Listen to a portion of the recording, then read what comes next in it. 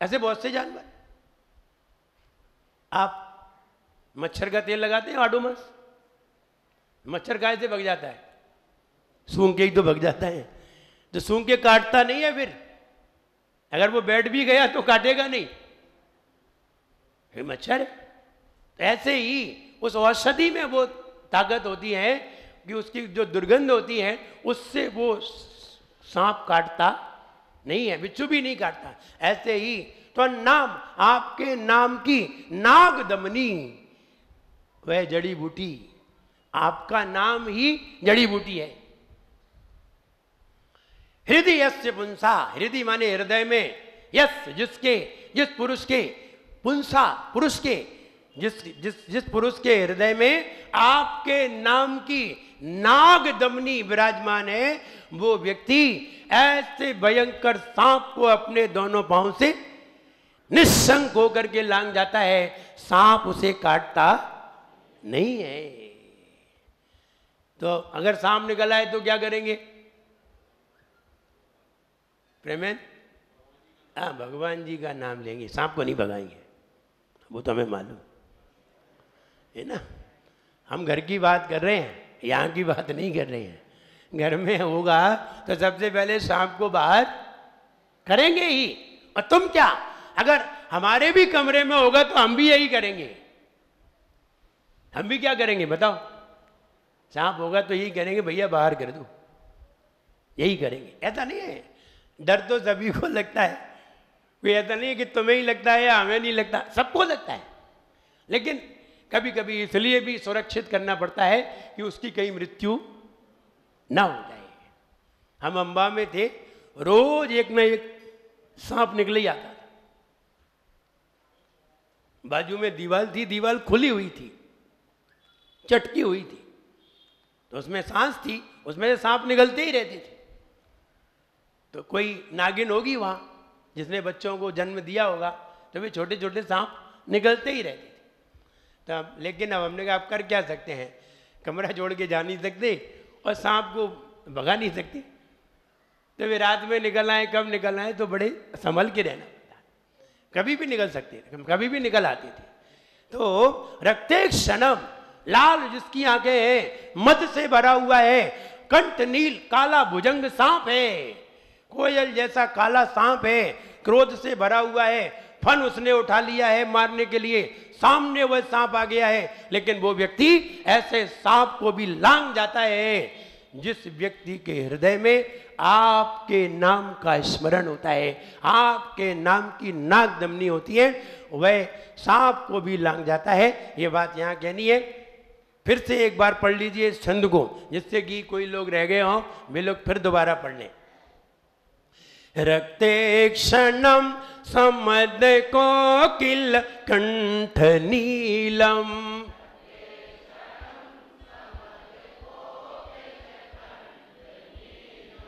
क्रोधोद्धतम फणिनमुत फणमापतंतम,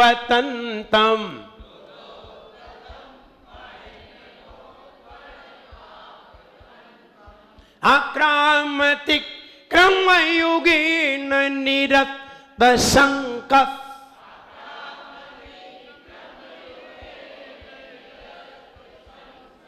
त्वन्नाम नागदमनि हृदयस्य पुंसः।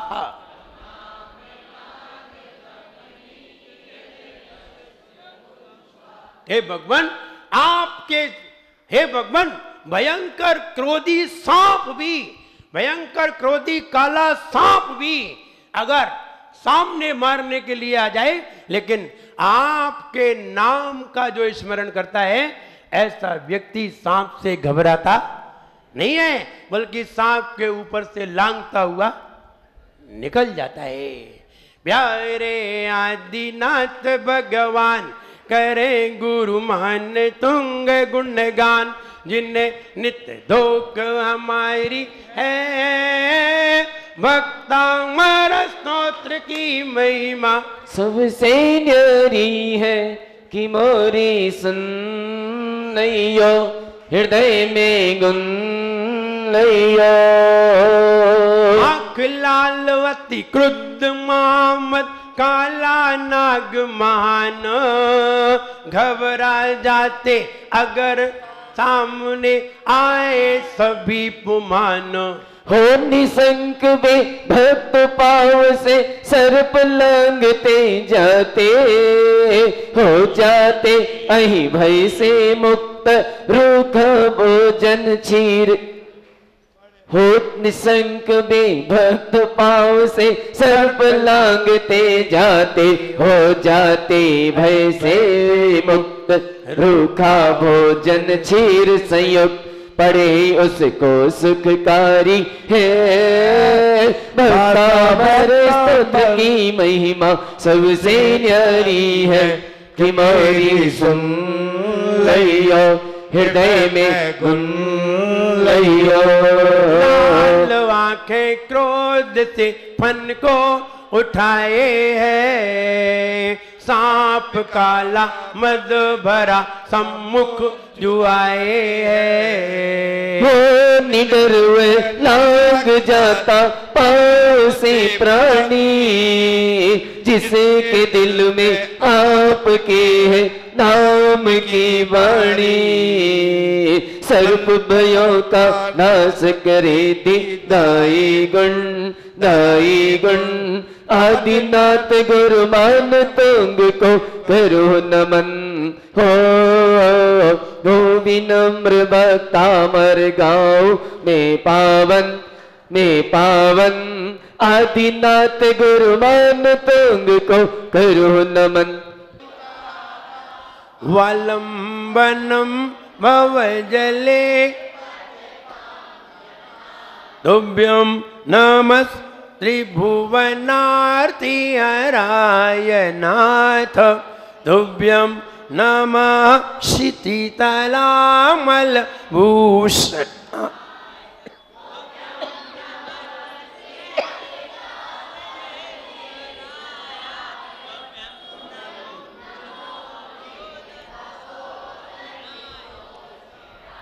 रक्ते क्षणम समद कोकिल कंठ नीलम, क्रोधोत्थतम फणिनमुत फणमापतंतम। विक्रम युगीन निरस्त संकस, तन्नाम नागधमनि हृदयस्य पुंसः। त्वन्नाम नागदमनि हृदयस्य पुंसः। तन्नाम नागधमनि हृदयस्य पुंसः। आइए 42 नंबर छंद सीधा, और 42 के बाद 43 आज 2 छंद पढ़ाए जाएंगे। वल्गत तुरंग गज गर्जित भीमनाद,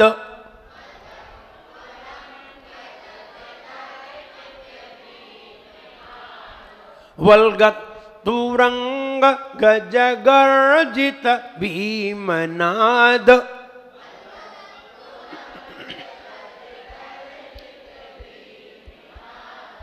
मजौ बलम बलवता मपि भूपतीनाम।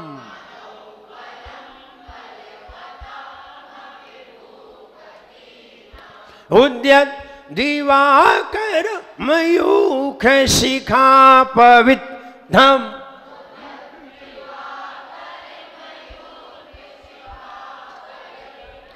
उद्यत दिवाकर मयूख शिखा पवित्रम।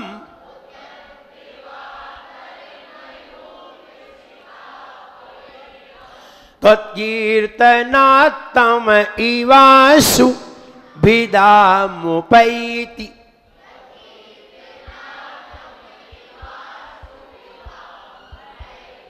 पढ़िए।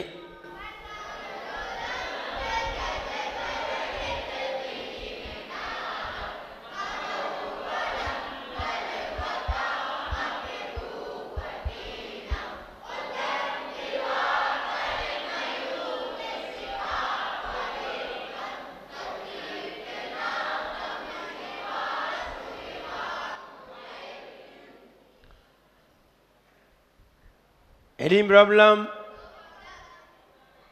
All of you clear? बलगत तुरंग, इसका फल देखिए, युद्ध भय विनाशक। युद्ध से वैसे ही डर लगता है, भयकारी है, लेकिन युद्ध में जो भय होता है उसको नाश करने वाला।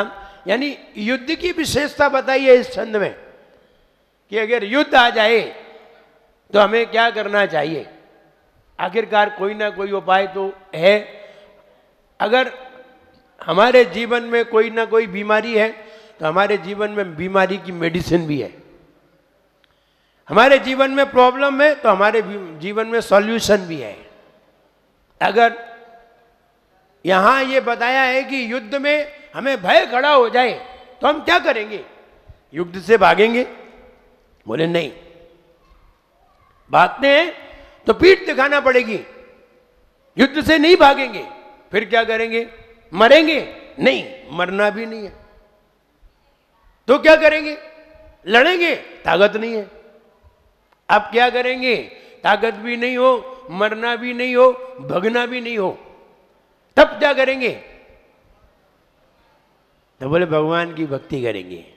विचार करिए, राजा मधु जब युद्ध करने के लिए गए हाथी पे बैठ करके, और जब उनकी सारी सेना मरती हुई दिखाई दी, पिटती हुई दिखाई दी, हारती हुई दिखाई दी और स्वयं की हार नजर आने लगी, तो राजा मधु ने क्या किया? ना तो भागे, ना ताकत थी, ना लड़े, ना भागे, ना लड़े और ना हारे, जीत करके आए। लड़े भी नहीं, हारे भी नहीं और भगे भी नहीं और ताकत भी नहीं, और फिर भी जीते। बोले ऐसा क्या किया उन्होंने? जब उन्होंने देखा अब कोई उपाय नहीं है बचने का, तो वे हाथी पे बैठे ही उन्होंने केसलोच प्रारंभ कर दिए। ओम नमः सिद्धेभ्या, केसलोच प्रारंभ, वस्त्र उतारे और अस्त्र फेंके, शस्त्र फेंके, वस्त्र फेंके और केसलोच चालू। सामने वाला जो तीर कमान लिए खड़े था, मारने के लिए खड़ा था, अब सामने वाला जब केसलोच कर रहा है,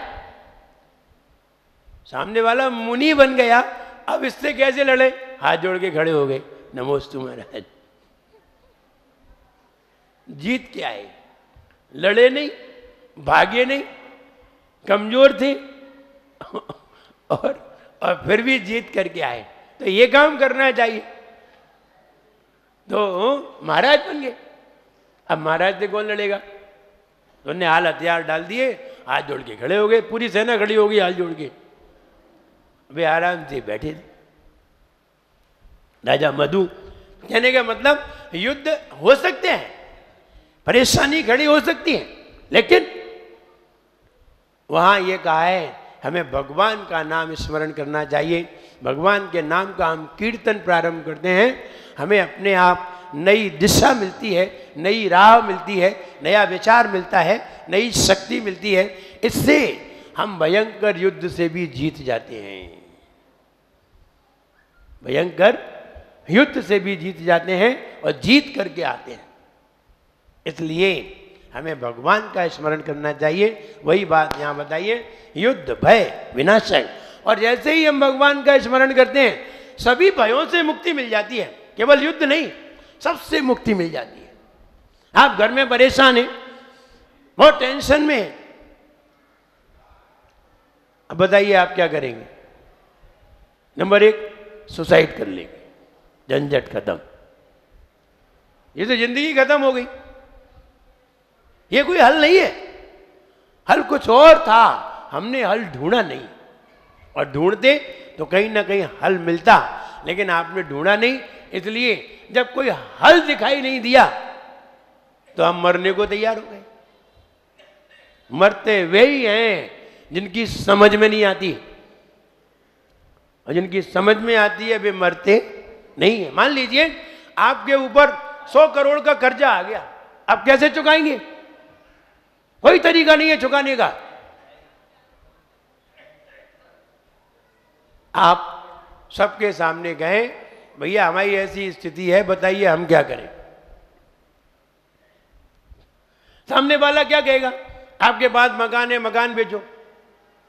वो तो कहेगा हमारे तो पैसे दो। तब आप क्या करेंगे? आप कहेंगे मकान बच्चों के नाम है, मकान मेरे नाम है नहीं, मेरे नाम होता तो हम तुम्हें दे देते। मकान बच्चों के नाम है, हम बच्चों से कैसे ले सकते हैं? आप भी नहीं ले सकते। बात तो सही है। अब बताओ क्या करोगे? वो कह रहा है मेरे पास कुछ नहीं है। अब क्या करोगे? जान लोगे उसकी? जान लेके अगर तुम्हारा कर्ज पड़ता है तो जान ले लो। अब जान ले नहीं सकते, अब क्या करना चाहिए? अब अंत में यही उत्तर आएगा कि इसे भाई जब हो जाए तब करो। अंत में यही उत्तर रह जाएगा। और नहीं हो जाए तो नहीं, तो गए। अब क्या कर लोगे इसमें? तो भय, हम अगर भगवान को भी स्मरण करते हैं और फिर हम आपको बता दें, आपको कोई भी परेशानी हो, एनीबॉडी, कोई भी परेशानी हो, व्यापार की, धन की, परिवार की, संसार की, रहने की, खाने पीने की, कोई भी परेशानी हो, आपकी परेशानी दूर करने का बहुत सरल उपाय है। और वो उपाय ये है, आप सबसे पहले भगवान का अभिषेक करिए, शांति धारा करिए, और शांति धारा और अभिषेक करके भगवान के पास 2-3 जाप करिए, और जाप करके भगवान के सामने अपनी बात रख दीजिए। हे भगवान, मैं कुछ नहीं चाहता हूं, मैं ये चाहता हूं ये पीड़ा दूर हो। 1 साल का नियम ले लीजिए, आपकी पीड़ा दूर हो जाएगी। एनीबॉडी, कोई भी पीड़ा हो। लेकिन जो दूर होने के लायक न हो उसको मत कहना, तो गड़बड़ हो जाएगी। मान लिया आपका हाथ टूटा है, मेरा हाथ आ जाए, अब नहीं आएगा। जो दूर होने लायक नहीं है, आपकी एक आंख खराब है, आपको हमारी आंख आ जाए, कैसे आ जाएगी? ये नहीं हो सकता। आप बहरे हैं, आप सुने, ऐसा कैसे हो सकता है? जो नहीं होने लायक है, आप अगर ऐसा कहेंगे तो आपका कुछ नहीं होगा। आप 1 साल नहीं 10 साल कर लो। लेकिन जो होने योग्य है, आप अगर 1 साल का नियम लेकर के भगवान की पूजन करिए, हम आपसे बिल्कुल गारंटी से कह सकते हैं कि वो काम होगा। जबरदस्ती होना पड़ेगा। जैसे हम आपको एक उदाहरण बता रहे हैं, आप एक नियम ले लें, आपने मन बना लिया, हम भगवान के ऊपर एक शिखर बनवाएंगे, हम एक सिद्ध चक्र विधान कराएंगे। ठीक है, आपने नियम ले लिया, और आपको उसमें कम से कम 5 लाख रुपए चाहिए।